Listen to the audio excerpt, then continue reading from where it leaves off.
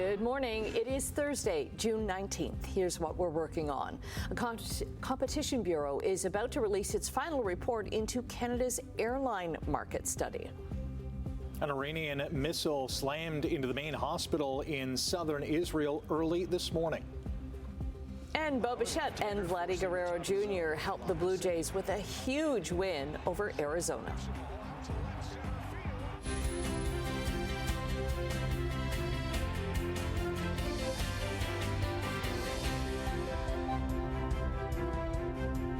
Thanks so much for joining us on this Thursday morning. We are almost there to the weekend, and we are almost there to maybe sunny skies again? Almost. Almost? Okay. Not much today. Looking like pretty cloudy skies for the day again today. We might see a little bit of sun for tomorrow, but we will see more as we get into the weekend. Oh, yes, and we do have we will really call this a heat wave.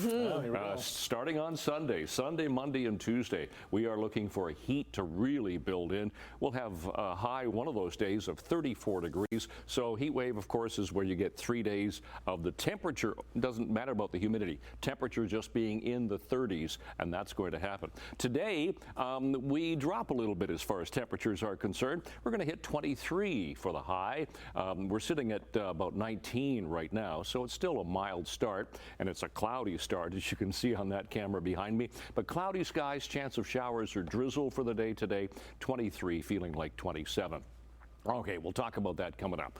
Looking at traffic this morning, and as you can see, the skies are cloudy. No sun in your eyes at the moment. The sun is up. We're looking at the 403 and Waterdown Road. That looks actually pretty good at the moment. Usually this time of the morning, it's pretty light. Let's go and we'll give you some Niagara, some Hamilton, some Halton cameras. We're looking at the QEW, Martindale, St. Catharines. Nothing there. Skyway Bridge, Hamilton. Bronte going through Burlington, Oakville. Nothing at the moment in traffic. So things are doing fine so far. We'll keep you posted. Weather and traffic, of course, coming up for this Thursday morning. Right now, the news. Okay, thanks very much, Brian. Well, a rally is set for tonight for a man who died following a police-involved shooting in Hamilton. Ontario's police watchdog cleared Hamilton police of any wrongdoing in the death of 43-year-old Erickson Cabrera, saying that the force used was reasonable under the circumstances. Last November 9th, Hamilton police responded to an apartment building on Main Street West after reports from someone about a suspicious person with a gun outside their apartment. Shortly after, an interaction between Cabrera and two Hamilton police officers resulted in a shooting.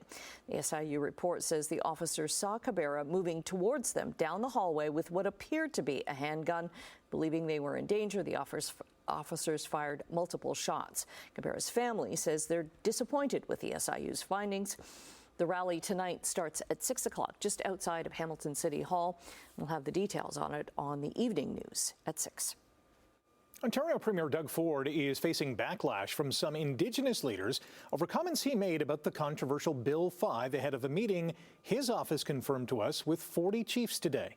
There's going to be a point that you can't just keep coming hat in hand all the time to the government. You got to be able to take care of yourselves.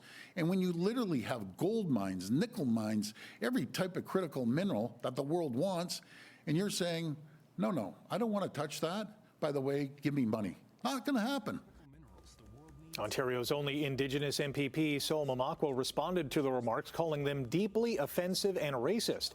The Association of Chiefs of Ontario also responded, calling the remarks offensive, saying First Nations don't come hat in hand, do take care of themselves, and have treaty rights with the Crown that govern the relationship. They called Ford's comments dangerous, especially during Indigenous History Month, and reminded Ford this year marks 30 years since the killing of Dudley George by OPP. The statement ends by saying our message to today's governments is clear. We were here long before you were, and we will be here long after. Bill 5 gives Cabinet the power to suspend municipal and provincial laws for chosen projects through so-called special economic zones. The Federal Competition Bureau is going to be releasing its final report on a study looking into Canada's airline market. Simone Gavros joins us now from Hamilton International Airport with more on what to expect. Good morning. Good morning, Annette. The probe launched last year, and it looked into 3 key topics: the state of competition here in Canada, the entry, any barriers when it comes to entry and expansion for other airlines, and also anything that might have gotten in the way when it comes to consumers and their choices of airlines. Now, the Bureau spoke to a number of key stakeholders within the airline community, including airlines, airports, experts, and various levels of government. Today, they're expected to make recommendations to improve competition in the airline industry that's mostly dominated by the 2 major airlines, Air Canada and WestJet. The 2 account for 80% of capacity in the Canadian airline industry. Other low-cost carriers have faced difficulties breaking into the market, according to the study notice, including Lynx Air, which used to fly out of Hamilton but shut down last year. The Bureau says the study is being done in the public interest, pointing to prices being above pre-pandemic levels.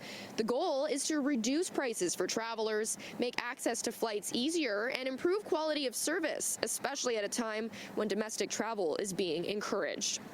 Now, later this morning, I'll be speaking to some travelers here in Hamilton for more reaction on the airline competition here in Canada. For now, things back over to you, Annette.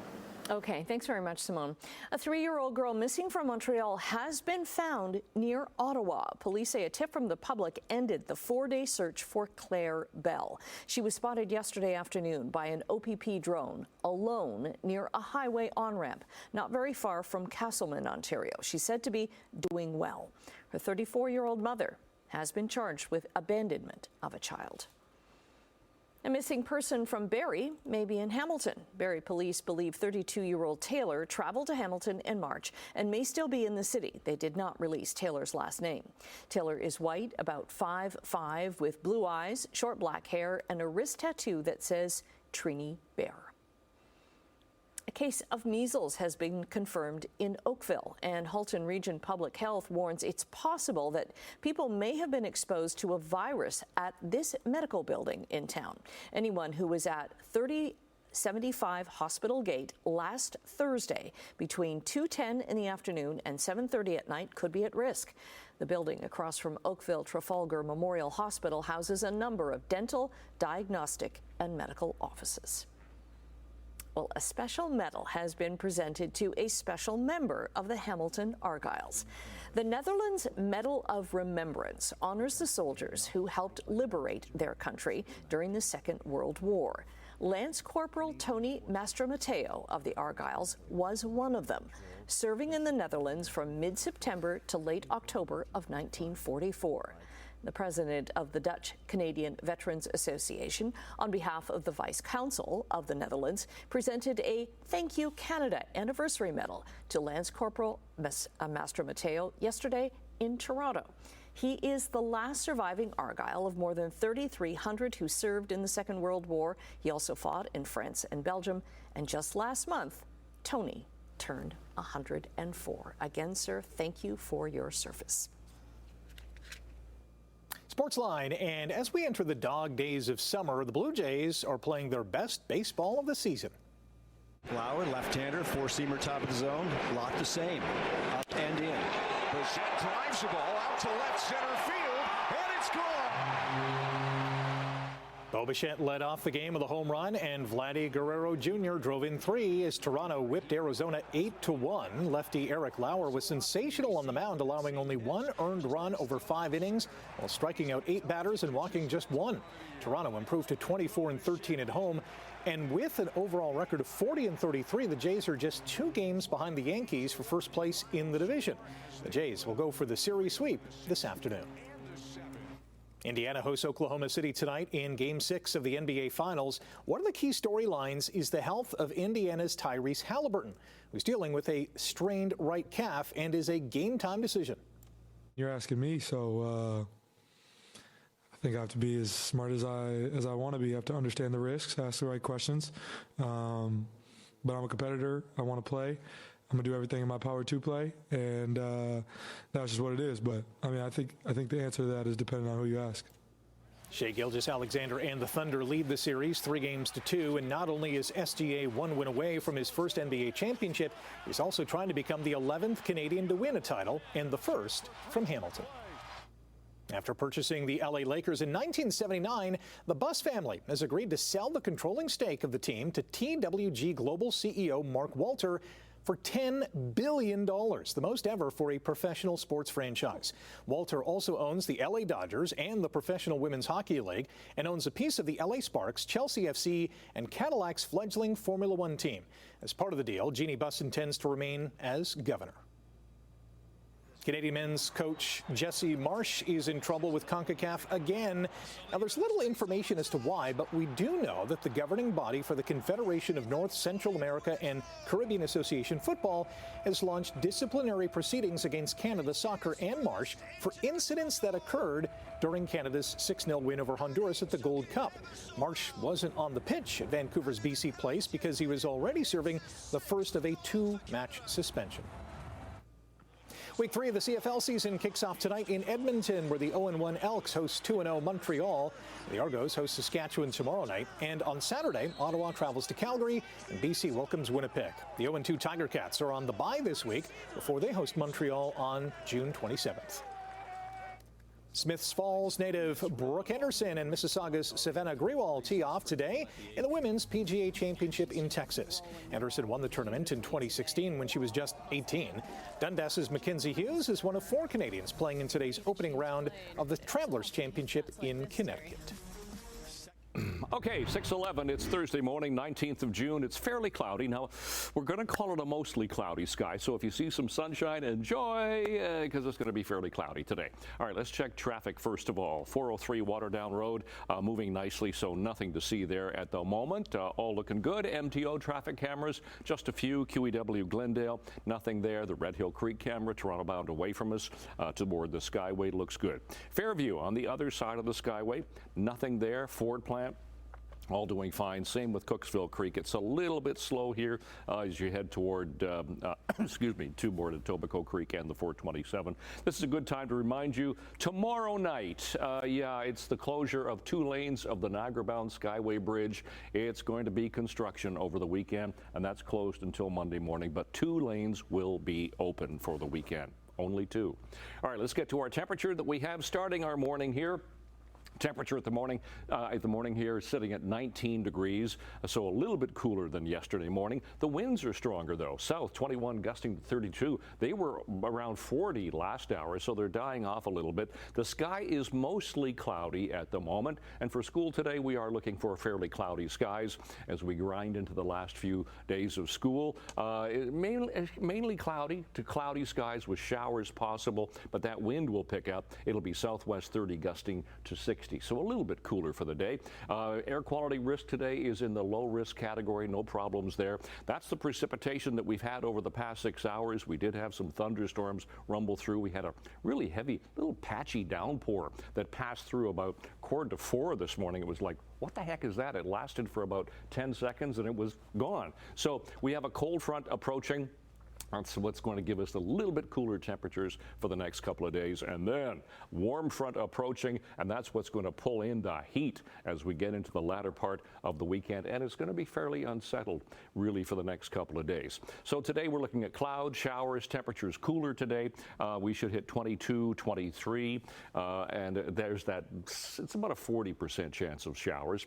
Tonight, temperature falls back to 14, 15, 16 degrees, so a little bit cooler tonight. It'll be a little bit fresher, thankfully. And then tomorrow, we are looking at temperatures a bit warmer, 24, 25. As we get into summer tomorrow, it'll happen later in the day, but there is a chance of a shower or a thunderstorm later in the day tomorrow as we get closer to summer. So June 19th, out the door this morning, it is mostly cloudy, fairly windy. Temperature right now sitting at 19. And we'll look long range, of course, coming up. Annette, Rick. Okay, coming up after the break, we're going to say good morning to Emily with a preview of what she has in Chit Chat. And in business news, renters are still facing affordability challenges, even though asking rent prices are falling. 6:16, it's time to say good morning to Emily. Hello. Hi, good morning. Morning. Coming up in Chit Chat, a country music superstar is coming right here to the Hamilton Arena this winter. One of the first acts there. Yeah, it's going to be great.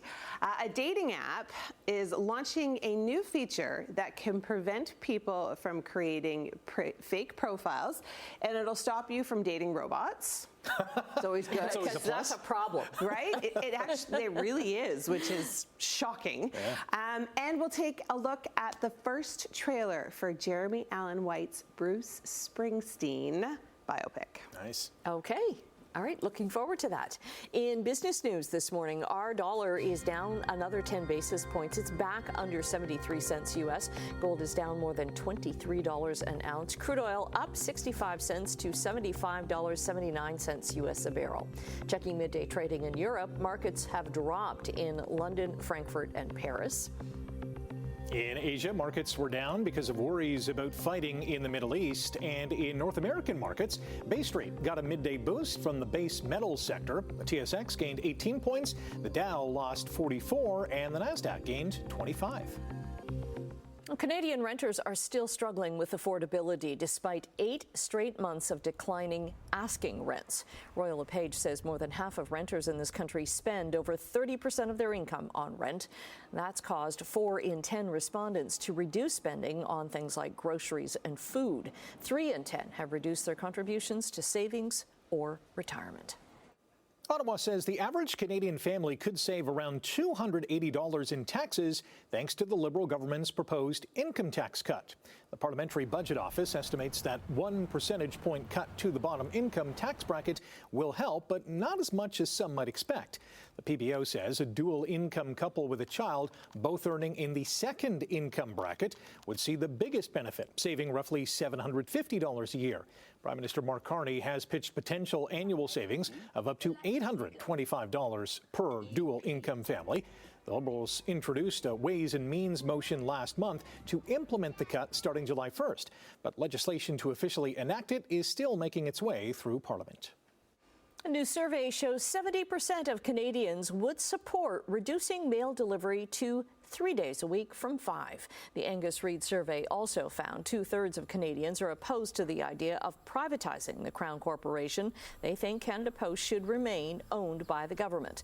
The survey finds the majority of Canadians support allowing Canada Post to use non-union workers, and they support the Crown Corporation branching out into other services like banking and setting up parcel lockers. Unifor is urging Prime Minister Mark Carney and his cabinet to reject a request from DHL for federal strike intervention. The package delivery giant says new labor laws banning replacement workers, taking effect tomorrow, will cripple operations and cost 2,800 jobs. DHL has asked Ottawa to allow it to keep running during stalled contract talks, but Unifor President Lana Payne says DHL locked workers out, then asked for a free pass to avoid having to comply with the anti-scab legislation, calling it a dangerous precedent. With the two sides at an impasse, DHL Express Canada has said it will shut down operations across the country and halt parcel deliveries starting tomorrow. Unifor represents over 2,000 DHL workers. Canada's population growth has stalled. In the first quarter of this month, the country added just over 20,000 people, so we're now at 41,543,787, just under 41.54 million. That's the smallest increase since the middle of 2020, and it means effectively no growth. Statistics Canada says it's also the second slowest quarterly growth rate on record since 1946. This marks the 6th straight quarter of slowing population growth following a federal decision in 2024 to scale back both temporary and permanent immigration to Canada. Despite the slowdown, immigration still accounted for all of the population gains as deaths outpaced births by more than 55,000.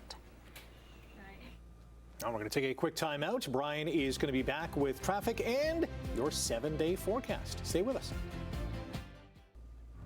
All right. right, coming up on 624, I thought I'd show this camera. Just about 15 seconds ago, there was some sunshine here. I just thought I'd show you a little bit of sun, but it's gotten cloudy there all of a sudden. Anyway, let's go to QEW Martindale, St. Catharines. Nothing there.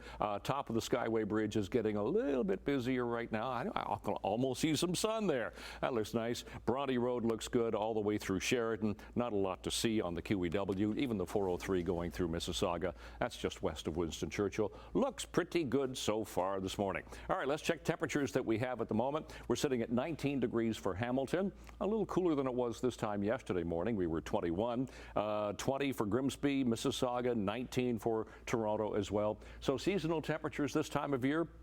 25 for the daytime high. Now, we got to 26 degrees yesterday, but we had a humidex into the 30s, so it was a sticky day yesterday. 13 degrees for the overnight low. Those are our sun times and records for today. And for school today, yeah, we're getting toward the last few days of school. Exams coming up, of course, for a lot.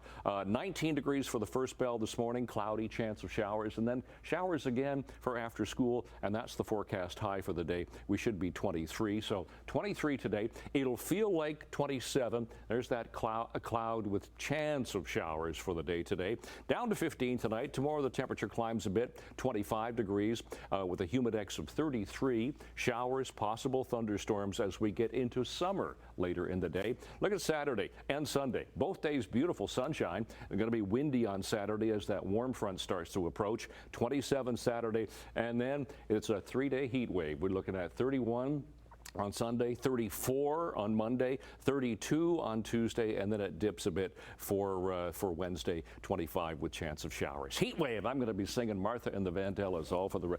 It's a heat wave. Annette, Rick, heat wave, heat wave. Okay. He's gone. Yeah. We'll bring him back. We'll bring him back. After we tell you this very cute story, an orphan baby llama has found an unusual home in Chile at a police station. Officers found him when he was just 5 days old. They've named him Miguelito. His mom died during birth, and no one in the area could take care of him, so the officers took him in.